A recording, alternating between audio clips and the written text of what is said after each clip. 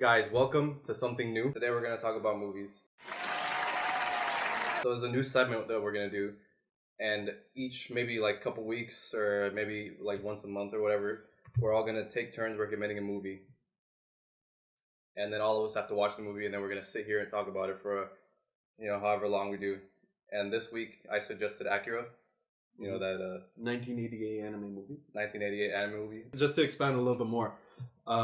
So the way that we're doing it is basically he started off by choosing Akira, and then we're gonna go counterclockwise as far as discussing it. So he's gonna start, then Peter, and then so on and so forth throughout the table.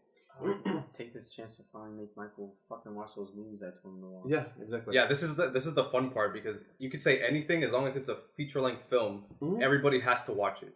Right. Nice. So it doesn't have to be anime. It doesn't have to be a traditional movie. As long as it's feature-length, at least try to not be like fucking dumb. Don't be like trolls, like full on. You could a little bit, but like make it. Like we all watch the fucking Pirates of the Caribbean porno. Oh my god! Guys, I couldn't get through it. I just kept jacking off. The one with the dude where he has his dick in the pumpkin. That's not feature length. What's that feature length though? You've never seen that one, but I see No, it it's everywhere. fucking amazing. I see it all over. Every time I'm fucking like. We're getting off topic. We're getting off Yeah, topic. I know. This is where it always goes. I showed him the picture, and he was like, "What is this?" And I was like, "Oh, you have to see it." That's my reaction to All right. everything. I don't know what anything is. All right. So, anyways, so we're gonna go counterclockwise. So it's gonna be you, him, and him throughout the table, and then Peter's gonna choose the next movie. At the end of the podcast, Peter's going to recommend the next movie. Right, and then same thing. So the way that I want to do this specifically, I think it'll be the best way, is for us to each give deeper parts of our personal opinion as we go, and then have a discussion over those opinions after we all go once. Yeah. So that everyone has a say, at least at the beginning. So then when we eventually Everyone's gonna knock have someone their- out of the conversation by talking over them, we can keep going. But yeah, the number one thing for me in this movie that was just so gorgeous. Like I love the aesthetic of of 80s movies, and especially how everything is hand drawn. Yeah. And you can tell. I think they had like one thing that was kind of like weird CGI. You know, the little circle of energy that that mad scientist is like jacking off to. Yeah. Oh yeah. But yeah, it was just so beautiful, and I could definitely tell why it's a classic. Mm-hmm. But the story was just like, to me, like kind of confusing towards the end. But the beginning was kind of badass. Like they were all in them. Like they had their little motorcycle gang, and it was like it really felt like a Western film. To me, that's how I felt. But that's all I have to say. I want to see what you have to say. I think it was good, but it's not like really anyone can watch it because it's not like, I'm not trying to say like, oh, if you're too dumb you won't get it, but like anyone could not get it. It's so confusing. I don't think I got it. Yeah, exactly. I feel like I have to watch it again. It's a cerebral experience. Yeah, I feel like I have to watch it again to really. It's definitely. I feel like I understand. You know what I appreciate about it? You know what I appreciate about it is the completely lost what I was gonna say. But yeah, I just think it's like it's kind of too confusing. Like it almost warrants like 2 or 3 viewings, like just to understand what you watched. Yeah.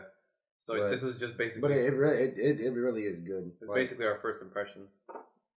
Yeah. So as soon as I started watching it, it caught my eye because of the aesthetic and oh man, I just love that art style. Yeah, the setting and the music is so good too. Yeah. His motorcycle, I love this motorcycle, the red one. It's iconic. Yeah. The scarf is iconic too. Yeah, and like the cake thing. Oh yeah, that definitely. Like I had been meaning to watch the movie for a long time. I just didn't know what it was called. I seen like because you see the fucking motorcycle everywhere. No, not even that part. Like it was the part where Tetsuo had the big ass like arm like that and the cape. Right. I seen that part in like years ago, and I was like, oh, I have no idea what movie it is or like or what show or anything. And I was like, oh, when I saw it, I was like, oh, dude, this is. I was just like getting like flashbacks. I just remembered my point. Okay, when you ahead. finish. No, go ahead. Oh, I appreciate the fact that a lot of movies like in the 80s, like Back to the Future, they're like, oh, okay, so he goes to the future, and the future is like crazy, fucking dramatic and like over exaggerated, and not at all. Yeah. But this movie took place in 2019, and it took place 2019. It is 2019 now, and obviously we're not at that point, which is kind of hilarious because they got nuked and they're still more advanced than we are. Mm-hmm. But it was like I was like, okay, this is kind of like realistic. That's a lot of anime, to be honest. There's a lot of anime where it's like, there's like robotic parts and everything like that, but at the same time, it's not anything. It's not anything crazy as far as like, I don't know, crazy shit going on. Like even like Ghost in the Shell. When you look at like Ghost in the Shell, there's a lot of holograms and stuff, but besides that, it's mostly that might be a movie we need to watch later, so we can save some of that discussion. Aren't there like a bunch of them? There's a bunch of Yeah. them. There are some that are shit, and there are some that are fucking amazing. There's like a few more things I wanted to say. Yeah. I absolutely loved how they didn't like bother trying to explain any of the powers or anything, like or how they're doing this. Like it's just like It's up just in how the it air. is. They left it for you to figure out the rules. I just love that because like there's like shows and stuff that is just like breaks down and believe like a lot of people like that and like that's fine. Like a lot of people want to know how it works. I feel like when it's warranted is when it should be told. Right, Yeah, that's it what didn't I'm need to saying. be explained in Yeah, I this know. one. Right, like just leaves the mystery there because even the people like there don't Doing know it, how to yeah. do it. Yeah, Like, like- they don't know what they're doing. Like to me, when you think of like JoJo, for example, JoJo has really strict rules because the fights are about the rules. You know what I mean? In this, they don't need to explain the rules, so they don't get into detail and about there it. 'Cause are it doesn't no matter. rules. Yeah. Yeah, it's amazing. Oh, and the that one politician, I forgot his name. The old man. The one with the like the teeth. Oh, Like is it the you like try running away like With the suitcase and Yeah, stuff. yeah, Yeah, guy. that guy. Yeah, the old guy. That guy. Oh my god. I think it's Mr. Nezu. Yeah, that guy. Yeah. Mr. Yeah, there Nezu. you go. That's him. I loved like that whole like scene. They're like trashing all his documents and stuff. And then like the dude shows up, he gets shot, and then like Nezu's like walking down the alley like having a heart attack. Oh, I just love that whole like alley scene. I love the scene. Well, no, it was like the It's not really a confrontation, but it was just so messed up. The guy just walked in. He's like, "Oh, like I'm here," and then he just shoots him. Yeah, because he thinks he like ratted him out and stuff. Yeah, but no, he just took like the colonel just went like, so I'll arrest them all. the colonel goes hard. Yeah, he definitely. does.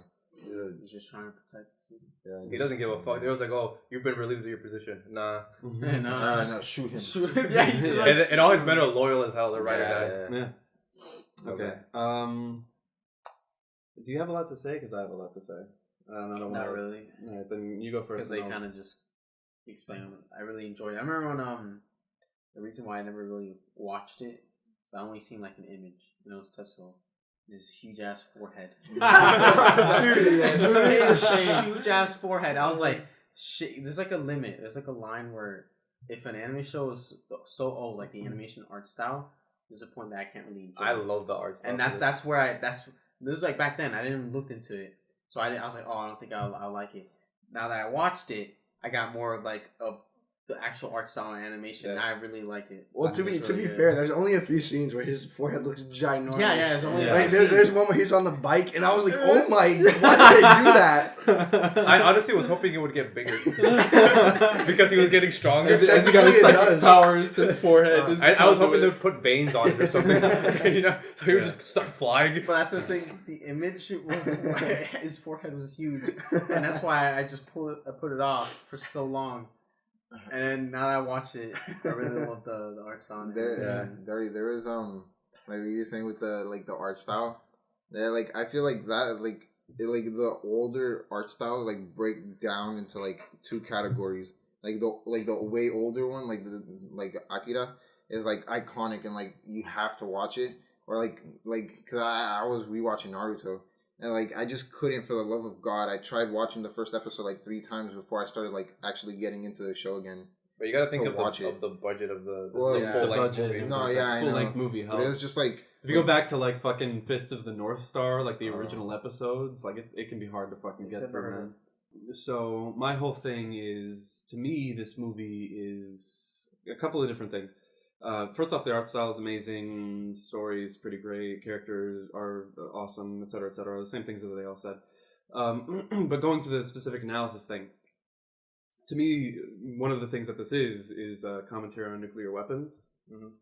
Which is pretty obvious by the destruction of Tokyo at the beginning and the look of the explosions and stuff like that. It's specifically to me about like almost analogous, where psychic power is nuclear power, and you know, as Tetsuo gets more powerful, first off, let's start off with.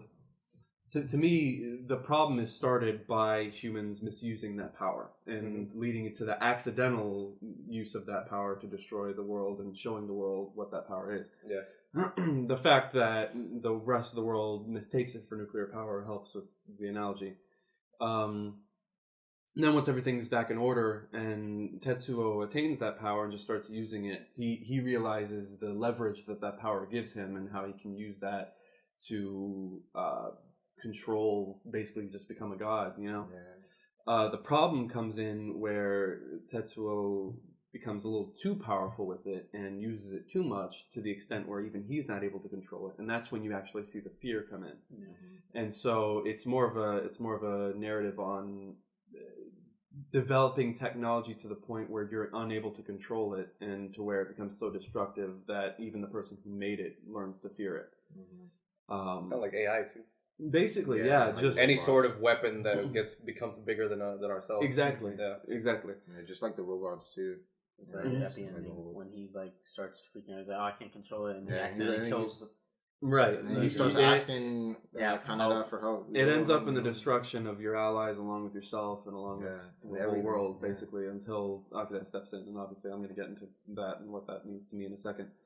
But yeah, just in general, it's definitely something about nuclear energy, something about the concept of destruction and creation and recreation and rejuvenation, etc., etc. So when when like Akira stepped in and like I don't even know what it was, like the explosion, I guess, kind of. It wasn't an explosion, but it was just that light that was like consuming everything. It was consuming Tetsuo, and Kaneda like jumped in to try to save Tetsuo, and he got caught in it. This is at the end, right? When Yeah, they yeah. recombine. And then one of the kids went in there to save him. Oh, the other kids are like, "Oh, you won't be strong enough to save him." And then they both go in there. Oh man, I teared up. Yeah, That was yeah. so sad. Yeah, Those kids, yeah. Yeah, They get to you. legends, man. Anyways, so another way that I see it, and to anybody watching, obviously I'm not Japanese. I don't follow Shintoism. It's just like the small amount I know from playing Persona and looking up, like, you know, researching certain aspects of it.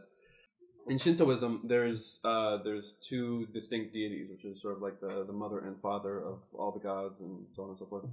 It's Izanami and Izanagi. I forget which is the male and which is the female. I'm pretty sure Izanagi is the guy. Yeah, Izanami Izanami is should be the the female. Sounds more female too. You remember that from Yeah. Smite. That's why I remember. That's why. I'm Oh, I trying to remember forgot from. about that. I'm trying to remember from Persona. So I mean, in fairness, like both video game references. But anyways, Izanagi and Izanami both go on to create Japan, and then eventually something happens. I don't remember what exactly, but it leads to Izanami getting corrupted, and Izanagi having to force her into sort of the afterlife realm, and she basically becomes the goddess of death. This to me kind of strikes me as like an inverse version of that, where it's two sides of the same coin. Akira, who's destructive but good, and Tetsuo, who's just being overwhelmed by his power, but it seems like kind of innocuous at the beginning, at least.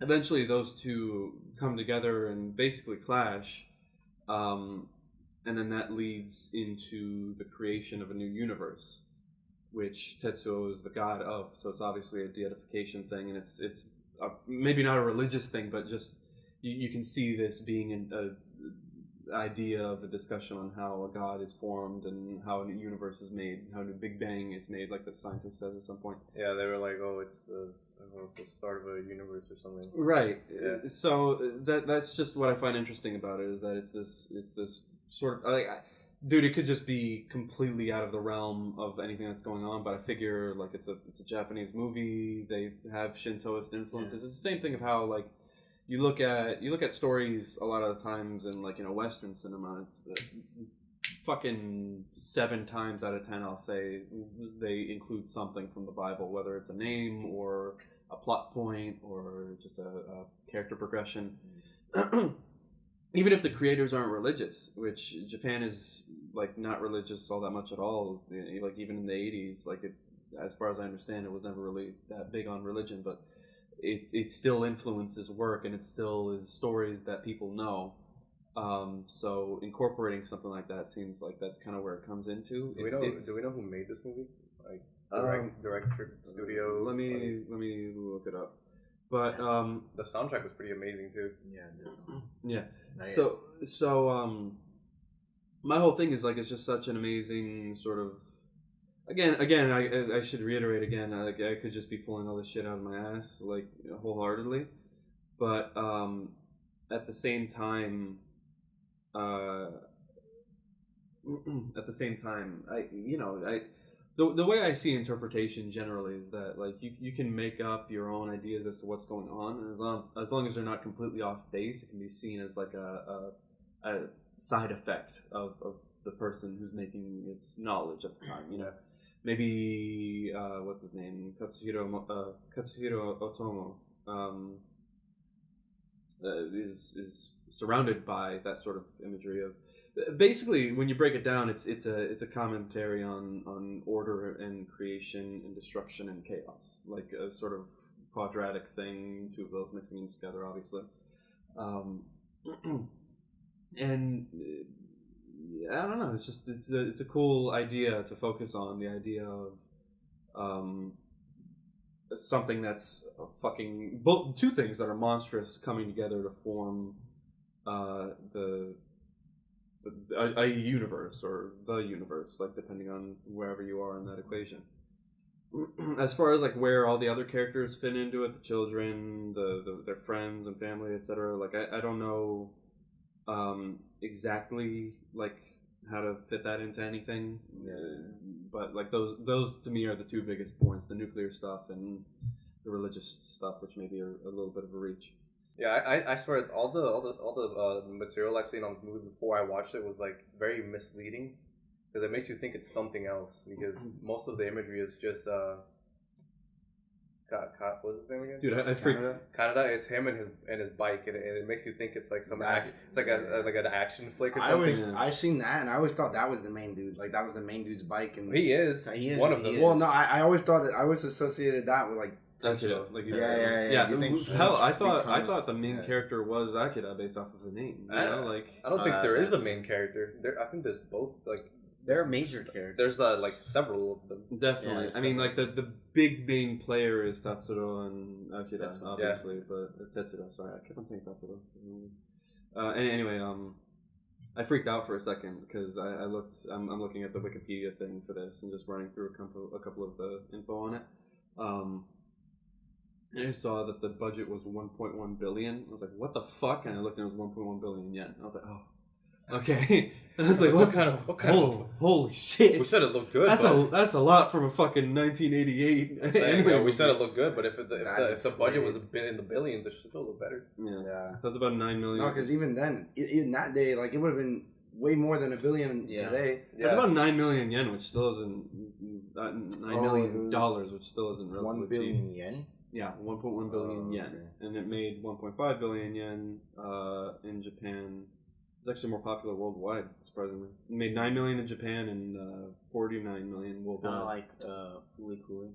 It was like more popular here.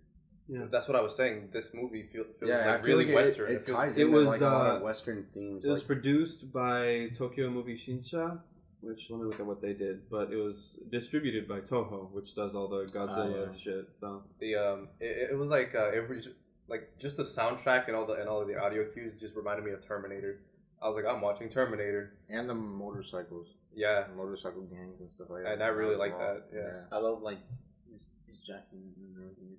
His jacket with the pill on it. Yeah. I seen a guy today on I think it was like Pinterest, but he got the pill from Akira tattooed on him.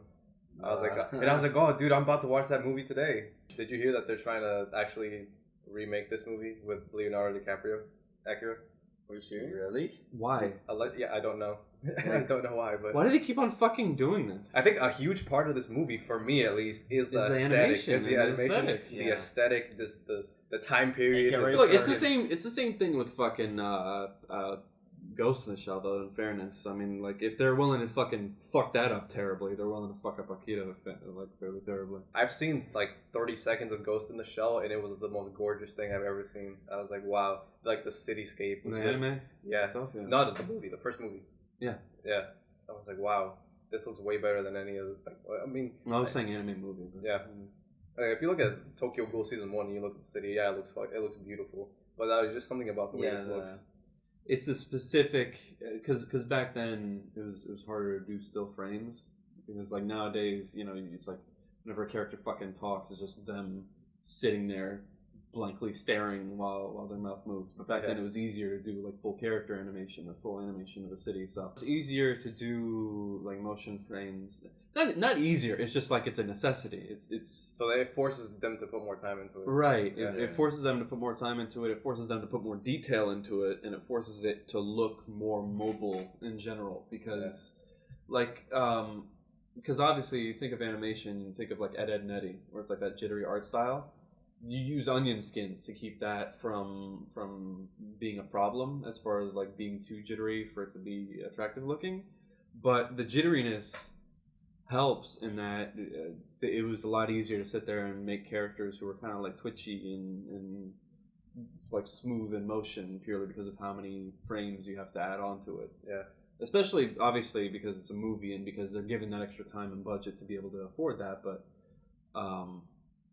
it's just like more of a thing of the time. You know what I mean? Unfortunately, you still get obviously good animation nowadays and people who like that kind of animation that stick to it. But obviously, it's also fucking. It's more rare, I feel. Yeah. Yeah. Mm-hmm. But yeah, so back to the whole movie adaptation thing. This could never work now, I don't think. No. Unless Nothing they ever do could work now, though. Like Cowboy Bebop isn't gonna fucking work. This would never work. Fucking. I mean, even if it's just like I understand what you're saying, where it's like a product of the time. Yeah. And this is obviously 1988 Japan. It's based around a specific time, ideal in the country. Unless why they act that way. Unless what they do is kind of like a tribute to it, like they set it in that time period. They use the aesthetic from that time period, just filmed with today's cameras. But I feel like But even then, it's a waste. You're not gonna do it better than Akira was done. yeah, it's just And like especially nowadays, like because here's my thing, right? Is like movies like that. A lot of the time, I feel like the reason why they do these live action transitions is because they want to get people who refuse to watch the original because it's anime. But I mean, especially nowadays, like the people who know what Akira is have seen the movie and will prefer the movie over anything that you throw in their fucking face. Because, I mean, it doesn't matter to them that Leo DiCaprio's in it. No one knows the fucking name of the guy who played Tetsuro. it's to reach a new audience, basically. That's what it is. You're just. I know, but you're not going to. I think if you put up a trailer and it's with all the imagery that we were just talking about, there's a lot of people that may not know that will go watch it. But then the hardcore fans. Yeah, that definitely worked for Ghost in the you said. Shell, right? And Ghost in the Shell is more popular than this. Oh. So that really worked, huh? I'm just saying, like I don't see why they do this. How when much it money? fails How every much money single did that fucking movie make? Not enough to break budget. Not even with Scarlett Johansson. Nope. Damn. That's what I'm saying. Here, let me look up box office. Yeah, I don't know why they keep doing that then. It makes no sense to me. It makes no fucking physical sense to me. Like why do something that you know will hemorrhage money? It's because they hope that they're the one who can solve the fucking Rubik's Cube that is that problem. But you never will. I feel like if they knew that it would not make any money, they wouldn't make it. The They just only keep thing that makes money is streaming services. Like, I mean, the fucking Death Note, everyone fucking hated it, but it still made a little bit of money off of it because it's free to watch if you have the service anyways, so it picks up viewers And that the way. budget can be lower. But I don't think you can have a low budget Akira. You're not gonna have a low budget Akira. If you do, then it's gonna be shit. Yeah, And word of the mouth is pure gonna keep scale. it from being watched anyways. But anyways, so Ghost in the Shell made 169 million, which is pretty bad. On its whole run. Whole run worldwide, 169 million, Dang. which is pretty bad. You think it did shit in the Asian markets too? Because because it's kind of like it did better in Asian markets, but not by much. It made 40 million here, 129 million abroad. But you know what? You want to know the fun fact? So 169 million for a full AAA movie already isn't great. Yeah. Production budget 110 million. So they made 50 million on top. And they probably didn't even make any profit. No, because you gotta keep in mind, for you guys, I don't know if you know this, but rule of thumb, whenever you look at the production budget of a movie, usually what you want to do is double it, because it's a rule of thumb. It's not always correct. It's usually a little exaggerated. But whenever you look at a production budget for a movie, they usually spend that much as well on advertising.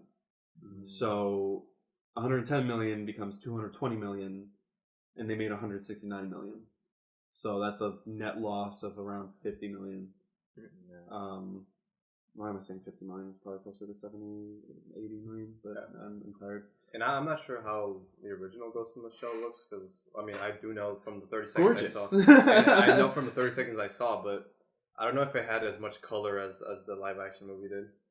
No, I mean, it does to an extent, but it's that sort of like weird hazy color that you get a lot. Like with a lot of different things. saturated. In certain parts of it, there's like a really heavy neon aesthetic, and that helps a lot. But a lot of it is sort of sneaking around in like dingy metal dystopian stuff. That's the best part. Yeah, that's the heart of it. That reminds me of a film that I watched, Murdoch Scramble. I told you to watch it. Well, guess what?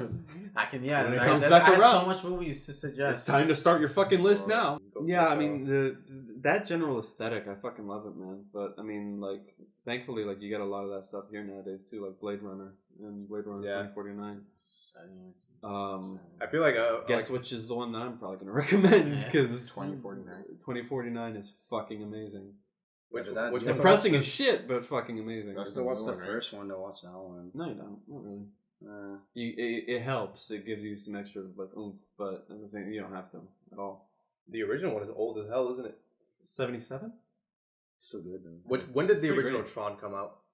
Tron. Oh, I don't know that. 60s, 50s. I watched the original 60s. Tron. Oh boy, that 60s. That thing does not age well. It does not. Did you watch the newer one? Yeah, Legacy. I like that one. Yeah, I like that one. The fucking soundtrack of that one, because it was Daft Punk, was amazing. Yeah, the soundtrack is incredible. Yeah, it's great. That's probably the best part of the movie. The soundtrack. What was I gonna say? If you guys do, because I don't know if I'm gonna actually recommend Blade Runner, but excuse me, if you ever do watch Blade Runner, make sure you watch. I think it's like the deluxe edition, or like the director's cut edition. You're gonna want to watch, because the original has really, really heavy and annoying narration, because the studios felt like the movie would be too boring with all the silence that it has in it, because it's a really quiet movie as far as like all the characters just sitting there kind of thinking shit over. But and all like the shots of the city and all that kind of stuff. But watch the director's cut, because it's like damn near silent a lot of the time as you take in the fucking scenery, and it still looks fucking amazing as far as how the city's held up, man. Hell yeah, man. Here I can fucking pull up a clip if you guys want to. I still have something to say about. Yeah, of course. Go ahead. So, I love the blood, like how like saturated the color is for the blood. Yeah, because they tend to like drown it out as much as they can. Yeah, but I love how like it popped whenever it was there. That's where Quentin Tarantino gets all of his bloody movie stuff from. It's like Japanese cinema, where honestly, it's not even just anime. If you watch any Japanese movie from like 70s era or like 80s era, it's a lot of fucking blood if it's an action one, because the exaggeration is what causes the shock. Yeah, you guys ever watch that ninja movie? What's it called? Oh god. It's like, I don't know, some stupid ninja movie, but like the blood is so exaggerated that wherever he cuts somebody, they just explode everywhere. And I'm like, okay, that's a bit much. Fucking Kill Bill was like that shit, where it's like, but it's like more. But it's a bad movie. Yeah. On top of that, Kill Bill was fun. Like when I started watching Akira, like the first like few minutes, like it was just like the soundtrack and like the scenery, like the like city, like like coming together like that, and like them on the bikes and stuff. Or no, in the bar, like he was just playing on the jukebox. Oh, I was just like, oh. You were in. That's how it hooks you, dude. Yeah. It's the whole cityscape. That's the thing that made me watch it. Yeah. But the story's good. I came for the visuals and stayed for the story. Yeah. That's always the best kind of movie. Is the kind. Well, especially like an animated movie where it's the fact that the aesthetic is able to uphold the story, or the other way around, where you have all these extra elements that can come in and help out. If the sound design isn't great, then at least the visuals are. If the visuals aren't great, then at least the story is, etc. I feel like you could watch this movie like 20 years from now and it would still hold up. Well, that's the thing, man. Is that's why I have a problem with, first off, making a live action version, and secondly, going a little off topic, going to like the Disney shit. That's why I have a problem with Disney doing the live action remakes of their shit, because you look, I mean, fucking fucking Genie now in the new Aladdin movie is already Will dated. Smith.